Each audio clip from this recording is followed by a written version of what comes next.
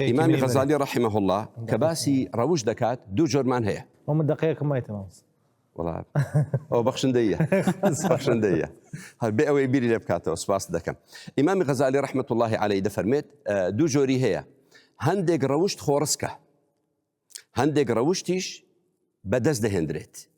إن جاد فرميت أدي أقبلين يعني ناوي همود بهر خورس بيت فرميت كواتا أو كاتا برهمي وصايا وموعظة وآمش قاري كان نية آمش قاري بويا دكريت خلقي رابين لسر روشت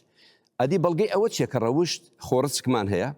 أشجي كوري عبد قيس هات خدمة بيغمبر صلى الله عليه وسلم زور بنور من يعني هات بيغمبر صلى الله عليه وسلم بيفرم والله أتدو روشتي جوان التداهية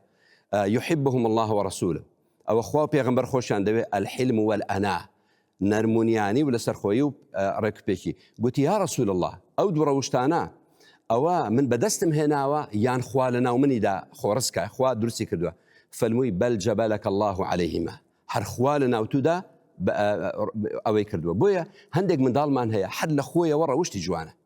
جنجيكي روش جوانا بلام هندق جاريش روشتي خرابة كوملغا ما مستعاني آيني قطاب خانة زانكو دتوانيت روشت جوانا كان بتايبتي خيزان دتواني روشت جوانا كان لنا وناخي من دالو جنجو لاواندا بروينت